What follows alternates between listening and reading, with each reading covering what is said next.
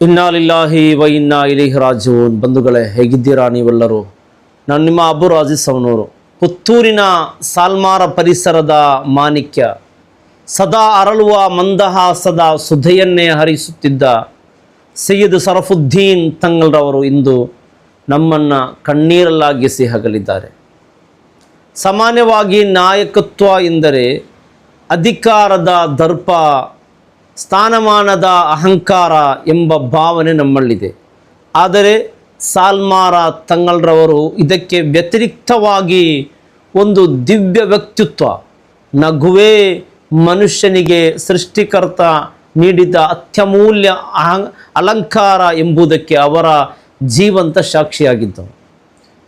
ಅವರ ಬಳಿ ಸಂಕಷ್ಟ ಹೊತ್ತು ಬರುವ ಅದೆಷ್ಟೋ ಆತಂಕಿಕ ಹೃದಯಗಳಿಗೆ ಅವರ ಮುಖದಲ್ಲಿನ ಆ ಒಂದು ಸಣ್ಣ ಮಂದಹಾಸವೇ ಸಂಜೀವಿನಿಯಂತೆ ಕೆಲಸ ಮಾಡುತ್ತಿತ್ತು. ಬಂಧುಗಳೇ, ನಾವು ನಮ್ಮ ಸಂಪತ್ತಿನ ಬಗ್ಗೆ ಹೆಮ್ಮೆ ಪಡುತ್ತೇವೆ. ಆದರೆ ತಂಗಲ್ ಅವರು ತಾವು ಸಂಪಾದಿಸದ ಜನರ ಪ್ರೀತಿಯ ಬಗ್ಗೆ ಎಂದೂ ಅಹಂಪಟ್ಟವರಲ್ಲ. ಅವರ ಆ ನಗುಮುಖದ ಹಿಂದೆ ಅಡಗಿದ್ದ ಆಧ್ಯಾತ್ಮಿಕ ಶಕ್ತಿ ಎಂತಹದ್ದು. ಮೃದುವಾದ ಮಾತಿನಿಂದಲೇ ಕಲ್ಲದೆಯನ್ನು ಕರಗಿಸುವ ಕಲೆ ಅವರಿಗೆ ಒಲಿದಿದ್ದುದು ಹೇಗೆ? ಆ ಒಂದು ಸದಾ ಪ್ರಜ್ವಲಿಸುತ್ತಿದ್ದ ದೀಪ ಆರಿ ಹೋಗಿದಾಗ ಪುತ್ತೂರಿನ ಮಣ್ಣು ಇಂದು ಅನಾಥ ಭಾವವನ್ನು ಅನುಭವಿಸುತ್ತಿದೆ. ಆ ದಿವ್ಯ ಚೇತನದ ಬದುಕಿನ ಅಂತರಾಳದ ಸತ್ಯಗಳು. ಬಂಧುಗಳೇ, ಪುತ್ತೂರಿನ ಸಾಲ್ಮಾರ ಎಂಬ ಭೂಭಾಗಕ್ಕೆ ಸೈಯದ್ ಸರಫುದ್ದೀನ್ ತಂಗಲ್ ಎಂಬ ಹೆಸರು ಕೇವಲ ಒಬ್ಬ ವ್ಯಕ್ತಿಯದ್ದಾಗಿರಲಿಲ್ಲ. ಬದಲಾಗಿ ಅದು ಸಾವಿರಾರು ಅಶಕ್ತರ ಪಾಲಿನ ಶಕ್ತಿಯ ಕೇಂದ್ರವಾಗಿತ್ತು. ಸಾಮಾನ್ಯವಾಗಿ ನಾಯಕರನ್ನು ಸಿಂಹಾಸನದ ಮೇಲೆ ಕುಳಿತು ಆದೇಶ ನೀಡುವುದನ್ನು ನಾವು ನೋಡಿದ್ದೇವೆ. ಆದರೆ ಸಾಲ್ಮಾರ ತಂಗಲ್ ಅವರು ಜನರ ಹೃದಯ ಸಿಂಹಾಸನದ ಮೇಲೆ ಕುಳಿತು ಅವರ ಕಣ್ಣೀರನ್ನು ಹರಿಸಿದವರು. ಸಾಲ್ಮಾರ ತಂಗಲ್ ಎಂಬ ಹೆಸರು ಇಂದು ಒಂದು ಭರವಸೆಯ ಪರ್ಯಾಯ ಪದದಂತಿದೆ. ಅದೆಷ್ಟೋ ಸಂಕಷ್ಟದ ಸುಳಿಗೆ ಸಿಲುಕಿದ ಬದುಕುಗಳನ್ನು ಅವರ ಆಶೀರ್ವಾದದ ಹಸ್ತಕ್ಕಾಗಿ ಅಥವಾ ಒಂದು ಸಾಂತ್ವನದ ನುಡಿಗಾಗಿ ಸಾಲ್ಮಾರದತ್ತ ಮುಖ ಮಾಡುತ್ತಿದ್ದವು. ಅವರ ಬಳಿ ಬರುವವರು ಖಾಲಿ ಕೈಯಿಂದ ಬಂದಿರಬಹುದು, ಆದರೆ ಮರಳಿ ಹೋಗುವಾಗ ಮನಸ್ಸು ತುಂಬ ಭರವಸೆ ಮತ್ತು ನೆಮ್ಮದಿಯನ್ನು ಹೊತ್ತು ಸಾಗುತ್ತಿದ್ದರು. ಅವರ ಸರಳ ಜೀವನ ಶೈಲಿ ನಮಗೆಲ್ಲರಿಗೂ ಒಂದು ದೊಡ್ಡ ಸಂದೇಶ. ನಾಯಕತ್ವ ಎಂದರೆ ಕೇವಲ ಸಭೆ ಸಮಾರಂಭಗಳ ಆಕರ್ಷಣೆಯಲ್ಲ, ಬದಲಾಗಿ ಸಾಮಾನ್ಯರಾಗಿ ಅವರ ಕಷ್ಟಗಳಿಗೆ ಸ್ಪಂದಿಸುವುದು ಎಂಬುದು ಅವರು ತಮ್ಮ ಕರ್ಮದ ಹಾದಿಯ ಉದ್ದಕ್ಕೂ ತೋರಿಸಿಕೊಟ್ಟಿದ್ದಾರೆ. ಧಾರ್ಮಿಕ ಮತ್ತು ಸಾಮಾಜಿಕ ಕ್ಷೇತ್ರಗಳ ನಡುವಿನ ಅಂಧಕವನ್ನು ಅವರು ಪ್ರೀತಿಯ ಸೇತುವೆಯ ಮೂಲಕ ಅಲಿಸಿ ಬದುಕಿದವರು. ಇಂತಹ ಒಬ್ಬ ಮಾರ್ಗದರ್ಶಕ ಕಣ್ಮರೆಯಾದಾಗ ಅದು ಕೇವಲ ಒಂದು ಕುಟುಂಬದ ನಷ್ಟವಲ್ಲ, ಸಮಾಜದ ಶಾಂತಿಯ ತೋಟದಲ್ಲಿನ ಒಂದು ಕಂಪು ಬೀರುವ ಹೂ ಬಾಡಿ ಹೋದಂತೆ. ಬಂಧುಗಳೇ, ಜಾತಿ ಮತ್ತು ಮತಗಳ ಬೇಲಿಗಳನ್ನು ಮೀರಿ ಅವರು ಬೆಳೆದದ್ದು ಹೇಗೆ? ಎಲ್ಲರನ್ನೂ ತನ್ನವರೆಂದು ಅಪ್ಪಿಕೊಳ್ಳುವ ಆ ಮಹಾ ಗುಣ ಇಂದಿನ ಆ ರಹಸ್ಯವೇನು? ಬಂಧುಗಳೇ, ಸಮಾಜದಲ್ಲಿ ಶಾಂತಿಯ ಮಂತ್ರ ಜಪಿಸುವವರು ಅದೆಷ್ಟೋ ಜನರಿರಬಹುದು, ಆದರೆ ಆ ಶಾಂತಿಯನ್ನು ತಮ್ಮ ಬದುಕಿನ ಉಸಿರಾಗಿಸಿಕೊಂಡವರು ಬಹಳ ವಿರಳ.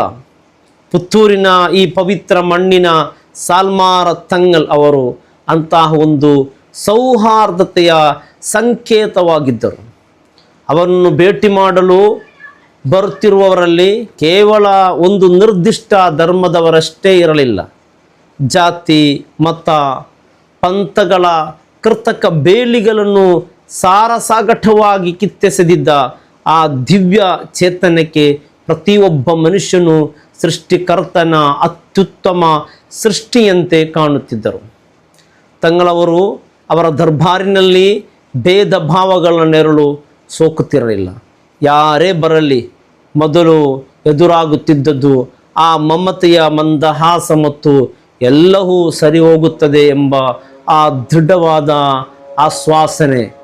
ಅವರು ಕೇವಲ ಧಾರ್ಮಿಕ ಮುಖಂಡರಾಗಿ ಉಳಿಯಲಿಲ್ಲ, ಬದಲಾಗಿ ಸಮಾಜದ ಶಾಂತಿ ಕದಡದಂತೆ ಕಾಯುತ್ತಿದ್ದ ಆ ಘೋಷಿತ ರಕ್ಷಕರಂತಿದ್ದರು.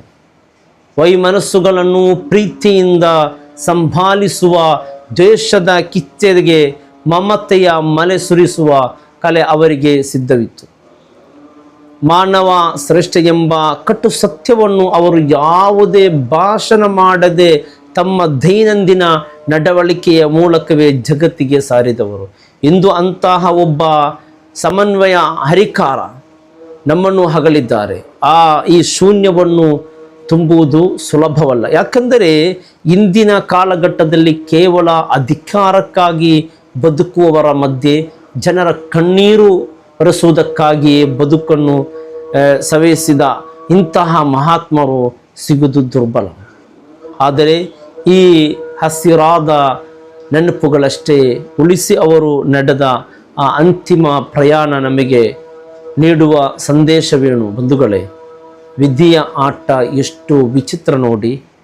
ನಾವು ಅಂದುಕೊಳ್ಳುತ್ತೇವೆ ನಾವು ಶಾಶ್ವತವಾಗಿ ಈ ಮಣ್ಣಿನ ಮೇಲೆ ಉಳಿಯುತ್ತೇವೆ ಎಂದು. ಆದರೆ ಇಡೀ ನಾಡಿಗೆ ನೆರಳಾಗಿದ್ದ ಆ ಸಾಲ್ಮಾರದ ಮಹಾ ವೃಕ್ಷವೊಂದು ಇಂದು ತೆರೆಗುರುಳಿದೆ.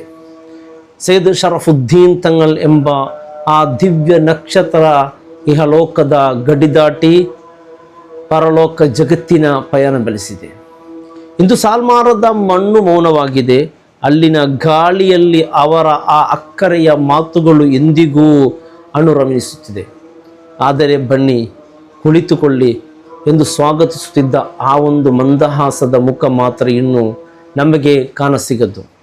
ಅವರ ಅಗಲಿಕೆ ಕೇವಲ ಒಂದು ಸಮುದಾಯದ ಕಣ್ಣೀರಲ್ಲ, ಅದು ಮಾನವೀಯತೆಯನ್ನು ಪ್ರೀತಿಸುವ ಪ್ರತಿಯೊಬ್ಬನ ಹೃದಯದ ಆಕ್ರಂದನ.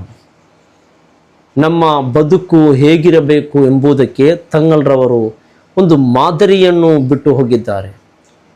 ಹೋದ ಮೇಲೆ ನಾವು ಎಷ್ಟು ಆಸ್ತಿ ಮಾಡಿದೆವು ಎಂಬುದು ಮುಖ್ಯವಲ್ಲ, ಎಷ್ಟು ಹೃದಯಗಳಲ್ಲಿ ನಾವು ಬದುಕಿದ್ದೆವು ಎಂಬುದು ಮುಖ್ಯ. ಇಂದು ತಂಗಲ್ ಅವರು ಸಾವಿರಾರು ಜನರ ಪ್ರಾರ್ಥನೆಯಲ್ಲಿ ಬದುಕಿದ್ದಾರೆ. ನೋಡಿ ಪ್ರೀತಿಯ ಬಂಧುಗಳೇ, ನಮ್ಮ ಪ್ರೀತಿಯ ಸಯ್ಯದವರುಗಳು, ಅಲ್ಲಾಹುವೇ ಆ ಸದಾ ನಗುಮುಖದ ನಾಯಕರಿಗೆ ಜನ್ನತುಲ್ ಫಿರ್ದೌಸಿನಲ್ಲಿ ಉನ್ನತ ಸ್ಥಾನವನ್ನು ಕರುಣಿಸು. ಅವರ ಅಗಲಿಕೆಯಿಂದ ಕತ್ತಲೆಯಲ್ಲಿ ಮುಳುಗಿರುವ ಅವರ ಕುಟುಂಬಕ್ಕೆ ಮತ್ತು ಅಸಂಖ್ಯಾತ ಅಭಿಮಾನಿಗಳಿಗೂ ಈ ಅಗಾಧ ನೋವನ್ನು ಸಹಿಸುವ ಧೈರ್ಯವನ್ನು ನೀಡು ಯಾ ಅಲ್ಲಾಹ್. ಅಲ್ಲಾಹುಮ್ಮ ಘಫಿರ್ ಲಹು ವರ್ಹಮ್ಹು ವಆಫಿಹಿ ವಅಫು ಅನ್ಹು. ಬಂಧುಗಳೇ, ತಂಗಲ್ ಅವರಿಗೆ ನಾವು ಸಲ್ಲಿಸುವ ನಿಜವಾದ ಗೌರವವೆಂದರೆ ಅವರು ಸಾರಿದ ಆ ಪ್ರೀತಿ ಮತ್ತು ಸೌಹಾರ್ದತೆಯನ್ನು ನಮ್ಮ ಬದುಕಿನಲ್ಲಿ ಅಳವಡಿಸಿಕೊಳ್ಳುವುದು. ಹೋಗಿ ಬನ್ನಿ ತಂಗಲ್ರವರೇ, ನಿಮ್ಮ ನೆನಪುಗಳು ಈ ನಾಡಿನ ಮಣ್ಣಿನಲ್ಲಿ ಸದಾ ಹಸಿರಾಗಿರುತ್ತವೆ. ನಿಮ್ಮ ಪ್ರಾರ್ಥನೆಯಲ್ಲಿ ನನ್ನನ್ನು ಮತ್ತು ಮರೆಯಾದ ಆ ಮಹಾನ್ ಚೇತನವನ್ನು ನೆನಪಿಸಿಕೊಳ್ಳಿ. ಸತ್ಯದ ಹಾದಿಯಲ್ಲಿ ನಿಮ್ಮೊಂದಿಗೆ ನಿಮ್ಮ ಅಬ್ಬು ರಾಜಿ ಸವನೂರ್. ಅಸ್ಸಲಾಮು ಅಲೈಕುಂ ವರಹಮತುಲ್ಲಾಹಿ ವಬರಕಾತು.